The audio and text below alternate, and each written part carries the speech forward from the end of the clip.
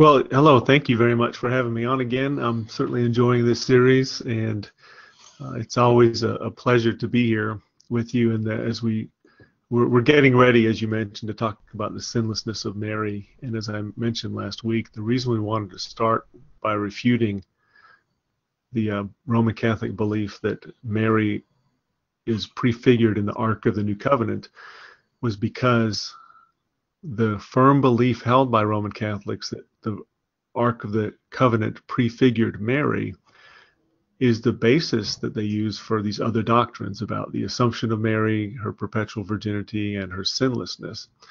And so it was important last week to show why it can be demonstrated from the early church fathers that they did not believe that Mary was prefigured by the Ark of the Old Covenant, and they did not identify Mary as the Ark of the New Covenant. It's just so important to deal with that first before you get into all the others, because so much flows from that. So that's what we wanted to cover today, and I'm just very glad to be back, and I hope everybody's enjoying the series as much as we are. Well, I do too. I second that, and I really am enjoying this series. I'm really learning a lot from it. And so I had a question that I was listening to the last episodes, and I know that we talked about this last week as well, in our conversation. But I wanted to ask you about, you referenced in our previous episode, you referenced a Roman Catholic apologist by the name of Steve Ray.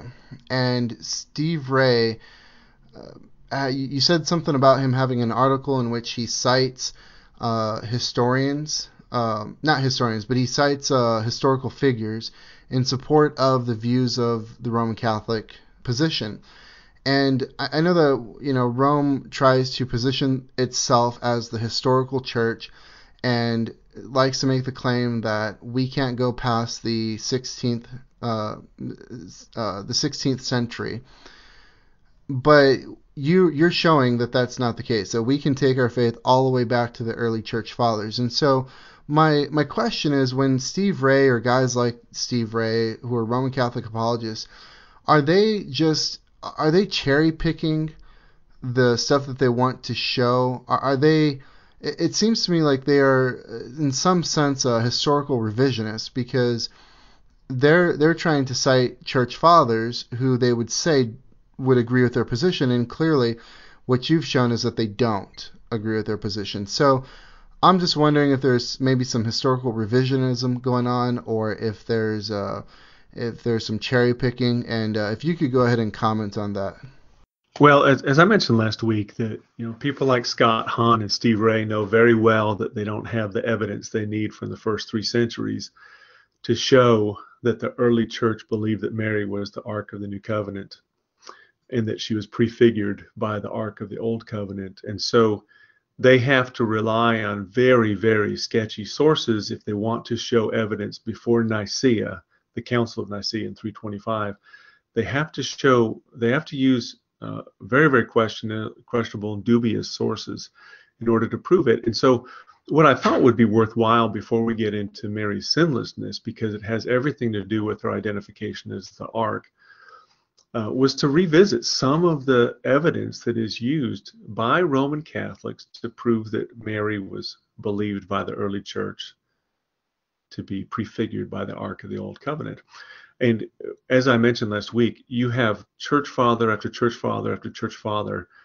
Even after the 4th century, even Pope Gregory the Great thought that the Ark obviously prefigured the church. And so you have so many different opinions in the old, from the early church, that Jesus was prefigured by the Ark, the church was prefigured by the Ark, the consecrated virgin was, the person who had opted for a life of celibacy was prefigured by the Ark. Christ's tomb was prefigured by the Ark. The individual believer is prefigured by the Ark. All these different things. And one thing that's consistent in all of them is that none of them say that Mary was prefigured by the Ark until you get to the latter part of the 4th century. Now, in order to prove that this is an apostolic doctrine, they have to find some way to bridge that gap between the apostles and the actual evidence we have from church fathers who believed that Mary was prefigured by the Ark of the Old Covenant. And so I wanted to review a couple of them. These all show up in Steve Ray's defense of Mary being prefigured by the Ark, and that the patristics all held it. As I showed last week, there's just abundant evidence that they didn't believe it. But when you get to the latter part of the 4th century, suddenly it's all the rage. But I'll just give you a couple examples. This is one from, let's see, we're going to look at 3. We're going to actually look at 4 very quickly here. These are all contained in Steve Ray's defense of the patristic support for Mary as the Ark of the New Covenant. And so he uses Dionysius of Alexandria, that's from the late 2nd century to 264 AD is when he died. Gregory Thaumaturgus, also known as Gregory the Wonder Worker, from 213 to 270 AD. So we're talking 3rd century here. And then Methodius of Olympus, who died in 310 AD, and then Ephraim the Syrian, who died in 373 AD. And all these men are used as evidence for early belief in the typology of the Ark that is referring to Mary. So I want to just revisit some of these, because let's just look at this letter from Dionysius of Alexandria refuting Paul of Samosata. And in this letter, Dionysius of Alexandria is said to say that as Christ our priest is not chosen by hand of man, so neither was his tabernacle framed by men, but was established by the Holy Ghost and by the power of God, and that tabernacle protected to be had in everlasting remembrance, Mary, God's virgin mother. Okay, and then in another place, not in a servant did he dwell, but in his holy tabernacle, not made with hands, which is Mary, the mother of God. So this is all alleged to be, mid-3rd century from Paul of Samosata. Well, what's interesting about this particular, because he calls it out, Steve Ray calls out this particular citation. Here's the problem.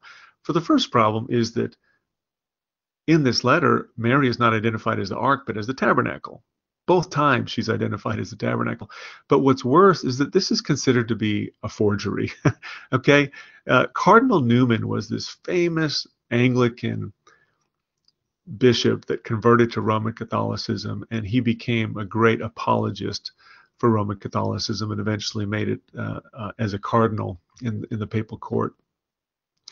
And he acknowledges in his works that this was actually a forgery, and it's not really from that time frame, and so it's not really evidence of an ante-Nicene view by Dionysius of Alexandria that Mary was the Ark of the Covenant. It's a forgery, okay? So there's 2 problems with it. One, it doesn't even say she's the Ark, and 2, it's known to be a forgery. So we'll just, but you know what? I think that Steve Ray knows that, but he needed evidence from the early church, and so he got it. The next one is from Gregory the Wonder Worker, Gregory Thaumaturgus, and he was from 213 to 270 AD, so about the same time frame as Dionysius of Alexandria. And he says, "For the Holy Virgin is in truth an ark wrought with gold, both within and without, that has received the whole treasury of the sanctuary." And that's from his first homily. The problem is that the homilies that are attributed to Thaumaturgus are considered, even by Roman Catholics, to be spurious. We're going to talk a little bit about Father Livius a little bit later, and I'll refer to his work when we get there, but even he acknowledged that this was of doubtful genuineness, and Philip Schaff in his Ante-Nicene Fathers series lists this particular work by Gregory under his spurious works. Spurious means that they're not believed to be legitimate, they're not actually believed to be from that person or even from that era. Why would Steve Ray include that, knowing that it's not even genuine? So let's go on to Methodius of Olympus and Methodius of Olympus died in 310 AD. So this would be some pretty solid evidence of an ante-Nicene belief in Mary as the Ark of the New Covenant.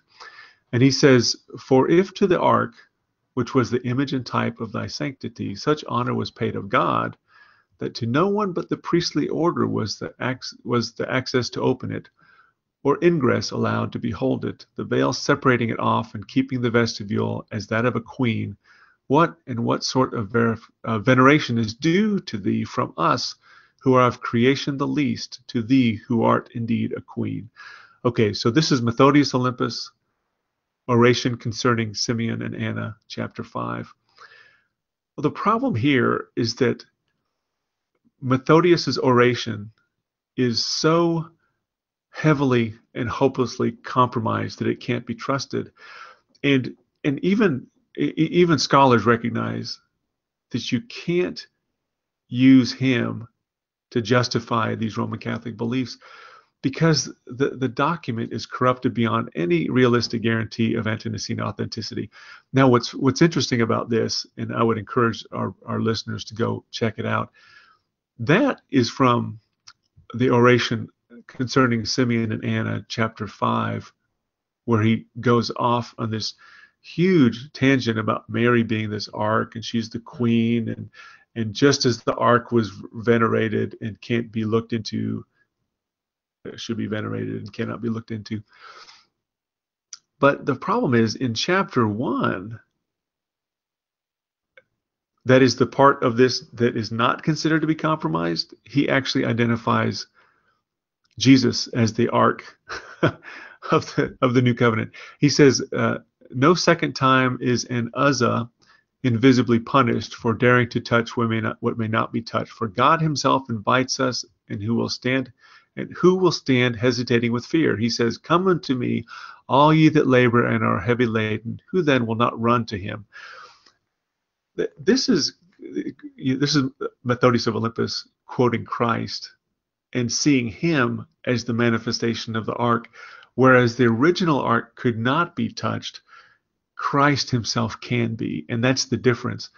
Now, why on earth would he use the typology of the ark to say, look, the ark of the old covenant couldn't be touched, but Christ can?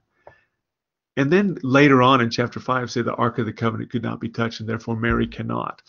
It's a ridiculous inconsistency, and it shows that the document that's being cited here, the oration concerning Simeon and Anna, is not considered an authentic document.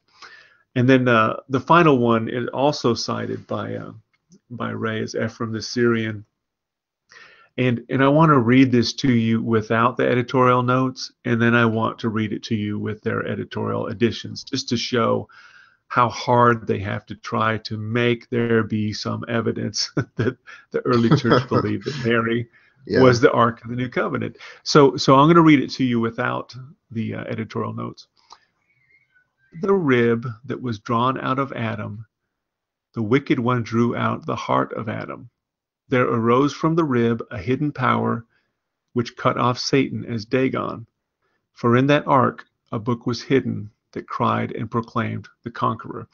Now that's a reference to the time when the ark was actually taken by the Philistines, and it was put in the same temple as Dagon, and Dagon kept on being knocked over.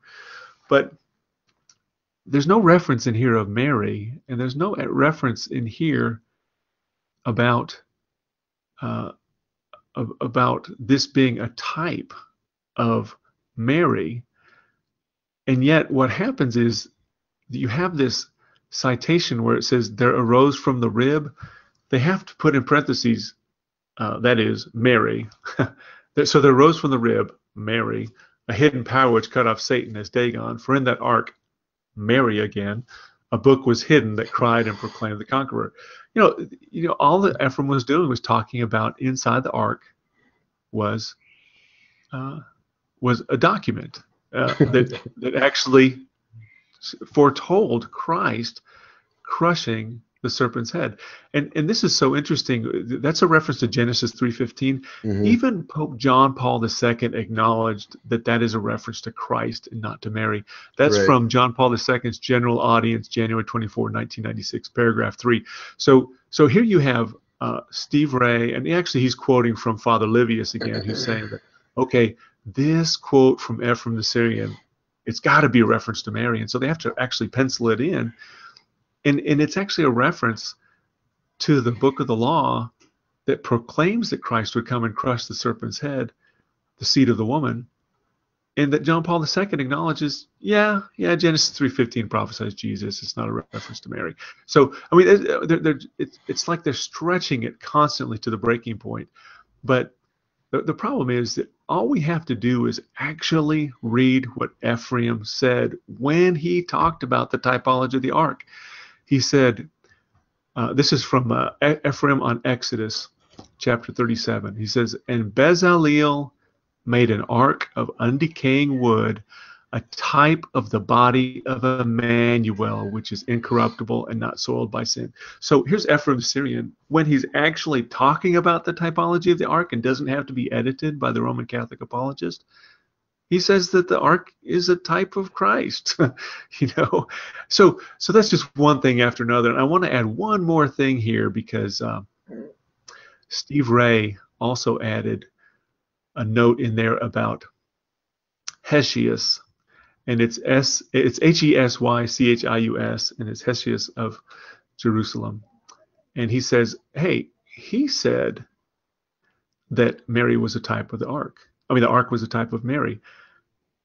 And he lists he lived around 300 AD. So here you have ante-Nicene evidence, right? Ante-Nicene being before the time of Nicaea. Well, the Roman Catholic Encyclopedia, under the entry on Hesius of Jerusalem, says he was a presbyter and exegete, probably of the 5th century. Oh, nothing boy. is certain. Nothing certain is known as to the dates of his birth and his death, or indeed concerning the events of his life. So I want you to think about. I mean, and I would really encourage the listeners, go out there and download this evidence that Steve Ray compiled to show that the early church believed that Mary was the Ark of the New Covenant. And listen to last week's episode, all the church fathers we quoted that believed that it was not Mary, it was something else. And just look how much he has to stretch the early church to close a 300-year gap to prove that this is an apostolic teaching. And it's just one thing after another. It's forgeries, disputed documents, creative editing, creative revisionism, in order to just somehow get some evidence before the Council of Nicaea that this was broadly held by the church. And the fact is, it wasn't. The ark is a late 4th century novelty. And as I've said in multiple podcasts now, that we do not have to take the Roman Catholic arguments lying down. We need to call them out for what they are. And Steve Ray has created a fraudulent reconstruction of history in order to prove something that he knows is not true. The early church did not teach that Mary was the Ark of the New Covenant, but he is bound by his teaching authority, that is Roman Catholicism, to teach otherwise, because he has to teach that Mary was considered the Ark of the New Covenant, even though the evidence, it's an avalanche of evidence that shows that it just isn't true. Right. Yeah. And yet, because it's the Roman Catholic position, he's got to defend it. It's not an enviable position to be in, just like I said of Scott Hahn last week when he tried to use Hippolytus. And then Hippolytus himself says the ark actually prefigured Christ himself and Christ's body. And it's not until the 5th century that Scott Hahn can actually find any evidence at all. And the evidence he found was that, the patriarch of Antioch thought that Mary was prefigured by the tabernacle. That is how intellectually vacuous the Roman Catholic argument for Mary as the Ark of the New Covenant is. And when we get into her sinlessness, it just gets even worse. And I just can't emphasize enough, these teachings are not apostolic, and Roman Catholicism has created a lie, and just like the Mormons, they now have to defend the lie. And they'll defend it till the end, because all their security, all their salvation is wrapped up in the church being right, and so they have to defend it at all costs. And it's just absolutely a fraud, and historically, it cannot be substantiated. Yeah, you just said just like the Mormons, and it's funny, as you were going through that, that's exactly what I was thinking. I was just thinking about how there's a tremendous amount of intellectual dishonesty that is required in order to suppress the obvious truth and distort these things. And I was thinking about Mormonism, because I have family members who are Mormon, and I was just thinking about how they have no evidence for any of the historicity of their claims.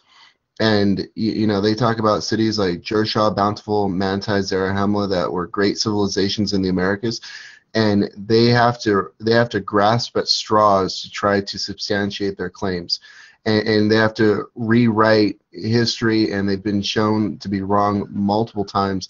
And this is what false religions do. And you said there's no history for it. There's no apostolic history for it, and there's no biblical basis for that. So with that, let's go ahead and get into the sinlessness of Mary. I know that and it's funny because this is where a lot of Protestants just want to jump to in their talks with Roman Catholicism, but we laid out the groundwork in the last two episodes, and so now we're getting into whether or not Mary was sinless. And I know that that they claim that she is the Immaculate Conception, that she was born without sin, and so let's go ahead and get into that.